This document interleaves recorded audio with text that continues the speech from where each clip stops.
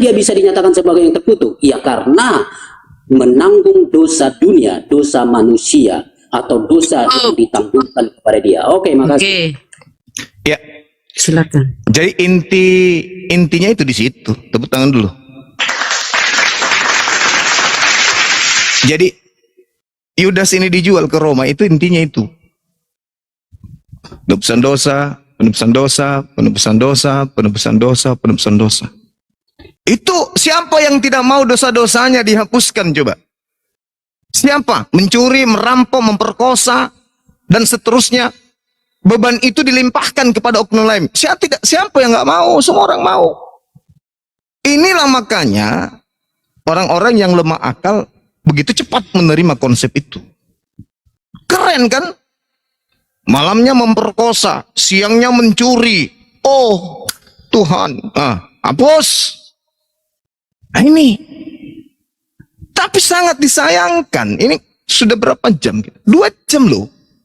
2 jam. Dalilnya mana? Dosa apa yang Yesus lakukan sampai dia dihukum mati setara dengan hukuman mati? Dosa apa sampai dia dikutuk? Tertulis di mana? Terkutuklah orang yang mati di atas tiang salib. 2 jam loh. Habis waktu kita untuk hanya mendengarkan itu. Ocehan-ocehan saudara kita radikal ini. Nah, sementara pengukuhan saya katakan bahwa saudara menyembah Yudas itu semakin kuat. Anda tak bisa membantah argumentasi itu. Apa yang Anda jadikan landasan? Kecuali yang tadi, muaranya itu, oh dosa kita. Nanti itu larinya ke Yesaya 53, Mazmur 22 lah segala macam. Daniel 7:14 segala macam. Apa-apaan itu, Pak? Ini yang kita minta ini adalah keautentikan daripada penyaliban itu tertuju kepada Yesusnya. Manusia suci, hamba suci, anakku yang kukasihi. Kepadanya aku berkenan, bunuhlah dia. Untuk dosa-dosa kalian, mana ada yang kayak gitu? Tadi di awal, Lukas 24:44 harus tertulis tentang aku di dalam Taurat, kitab para nabi, di kitab Mazmur. Mana di dalam kitab Taurat? Bunuhlah orang yang benar, supaya aku membenarkan orang yang bersalah. Mana? Tak ada, Pak. Tak ada. Justru kalau kita melihat nih, di dalam kitab yang tertulis menurut Yesus sendiri, ya, terkait dengan orang yang makan suap. Contoh misalnya dalam Keluaran 23 nomor 8. Suap janganlah kau terima, sebab suap membuat orang buta, orang-orang yang melihat dan memutarbalikkan perkara orang-orang yang benar. Suap jangan kau terima. Kemudian juga diterangkan Ulangan 16 nomor 19. Sangat jelas dikatakan di sana bahwa janganlah memutarbalikkan keadilan, janganlah memandang bulu, dan janganlah menerima suap. Sebab suap membuat buta mata orang bijaksana dan memutarbalikkan perkara orang-orang yang benar. Di mana lagi? 1 Samuel 8 nomor 3. Diterangkan juga sangat jelas di sana. Tetapi anak-anak itu tidak hidup seperti ayahnya. Mereka mengejar laba, mereka menerima suap dan memutarbalikkan keadilan. Di mana lagi? Ayub 15 nomor 34. Apa yang diterangkan di sana? Karena kawanan orang-orang fasik tidak berhasil. Dan api memakan habis kemah-kemah orang yang memakan suap. Di mana lagi diterangkan? Amsal 17 nomor 23. Yang sering saya bawakan itu, orang fasik menerima suap dari pundi-pundi untuk membelokkan jalan yang benar. Di mana lagi diterangkan? Yesaya 1 nomor 23. Suap. Jangan kau makan suap, jangan kau makan suap. Karena suap itu membelokkan ajaran yang benar. Jangan makan suap, jangan terima suap. Karena suap akan membuat keadilan itu hancur lebur, memutarbalikkan kebenaran. Yang benar jadi salah, yang salah menjadi benar. Yesus yang benar jadi korban. Yang harusnya jadi korban, tidak jadi korban. Ini data, Pak. Nah, sekarang yang kita minta datanya, Yesus pantas disalib. Kenapa? Dia terkutuk. Mana dalilnya? Oh, enggak ada dalilnya, Bang. Kok bisa gitu? Karena dia mati itu untuk dosa-dosa kita. Mama. Tak ada itu dalam konsep. Tak ada konsep itu, Bang. Tak ada. Nah, sekarang kita lanjut. Kita naik level sedikit nih. Sekarang sudah 2 jam nih. Kasihan yang nonton. Kita naik level. Apa tujuan iblis merasuki Yudas? Tidak usah terlalu panjang bernarasi. Di dalam Yohanes 6 nomor 70. Apa tujuan iblis merasuki Yudas? Satu, untuk supaya Yesus disalibkan, atau supaya Yesus jangan disalibkan. Ingat, iblis. Apa tujuan iblis merasuki Yudas? Agar Yesus disalib, atau agar Yesus tidak disalib? Iblis. Kalau Tuhan, sebelum Anda jawab, Allah Subhanahu wa taala mengatakan, "Wa ma qatalu wa ma salabu walakin subbiha lahum. Wa innal ladzina ikhtalafu fihi la fi shakkin min ma lahum bihi min ilmin illa ittiba'adzan wa ma qatalu yaqinan." Itu kata Al-Qur'an. Mereka membunuh, mereka menyalibkan, tapi mereka tidak yakin yang mereka bunuh itu adalah orang yang benar-benar tertuju kepada apa tujuan mereka. Kepada oknum yang benar-benar jadi tujuan mereka untuk membunuhnya. Itu Al-Quran. Nah sekarang, keinginan Tuhan, Keluaran 23 nomor 7, jangan kau membunuh orang yang tidak bersalah. Jangan kau membunuh orang yang benar. Satu. Amsal 6 nomor 16. 6 perkara yang dibenci oleh Tuhan. Bahkan 7 kekejian di dalam hatinya.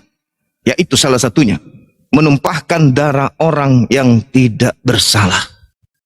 Jadi menurut Tuhan, menumpahkan darah orang yang tidak bersalah itu adalah kekejian. Dan perkara yang sangat dibenci oleh Tuhan. Amsal 6 nomor 16.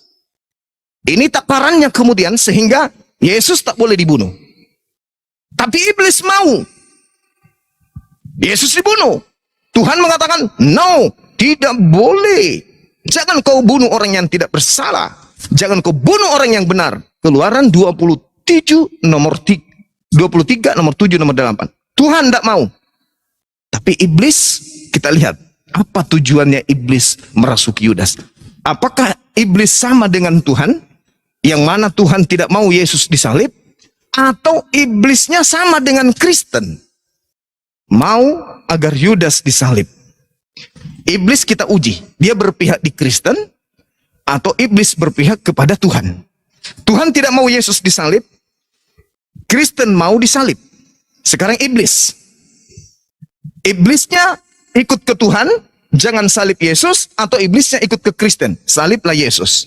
Pertanyaannya, apa tujuan iblis merasuki Yudas? Agar Yesus disalib atau agar Yesus tidak disalib? Silakan.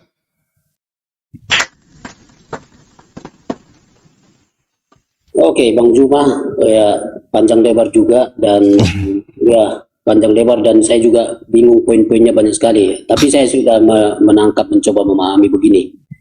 Ya, lagi di awal tadi saya sudah katakan sekali lagi kalau kita bicara soal pemaknaan salib, maka saya kira itulah yang harus ditolak oleh kawan-kawan dari sebelah makna salib itu. Dan saya sudah buktikan bahwa makna salib itu jelas itu adalah penebusan. Oke. Nah, lalu soal seolah-olah itu adalah sesuatu yang gampang, baru berdosa malam ini lalu ditebus, diselamatkan. Saya kira itu tidak pernah menjadi ajaran Kristen atau ajaran Bible. Jadi itu adalah sebuah guyonan ya yang datang dari luar kepada pihak Kristen, tapi itu tidak pernah dilakukan oleh kelompok kekristenan. Oleh karena ada penebusan atau Kristus sudah menebus kita lalu kita akan berdosa dan macam-macam. Tidak ada itu. Oke. Nah, saya mau coba lagi ya. Jadi artinya begini. Tahu apa yang sudah disampaikan Bang Zuma ini. Jadi soal Yesus, soal peristiwa penyaliban. Oke, begini. Lagi Bang Zuma tetap tidak begitu open dengan kitab Injil-Injil untuk menjelaskan soal penyaliban itu. Dan akhirnya tetap sebagai berpegang teguh bahwa itu adalah Yudas yang disalibkan. Saya kira lagi silakan saja, tetapi itu adalah bukan teks Alkitab. Justru menjadi pertanyaan saya kepada Bang Juma, kira-kira buatlah yang setara. Jika Alkitab menyatakan Yesus disalib dengan terang, maka berikanlah ayat-ayat yang setara di dalam pernyataan yang lugas secara eksplisit bahwa ada kalimat bahwa Yudas yang disalib itu, untuk meneguhkan pernyataan Anda. Ya, sekaligus Anda menuduhkan bahwa kekristenan itu telah mentuhankan Yudas karena dialah yang disalib, kemudian menyembah dia. Silakan buktikan dengan ayat itu. Ya, jika ada ya terima kasih. Tapi kalau tidak ada ya saya kira itu adalah sebuah pemaksaan. Nah, sekarang balik bagaimana, sorry, saya agak mencoba menebak tadi kalimat-kalimat Abang, jadi saya kurang kelewatan ya. Nah, lalu begini, betul, memang Yudas itu di dalam Yohanes pasal yang ke-13, ya, di dalam Yohanes pasal yang ke-13 itu, Yudas itu memang dirasuki. Alkitab berkata bahwa dia memang dirasuki, ya. Ya, saya bacakan ayat yang ke-27 di dalam Yohanes pasal 13. Ya, dan sesudah Yudas menerima roti itu, ia kerasukan iblis. Maka Yesus berkata kepadanya, apa yang hendak kau perbuat, perbuatlah dengan segera. Ya, artinya begini, apa tujuannya iblis merasuki? Justru sebenarnya di situ, di posisi itu, bukan pencegahan, bukan. Tetapi supaya Yudas melaksanakan, melangsungkan,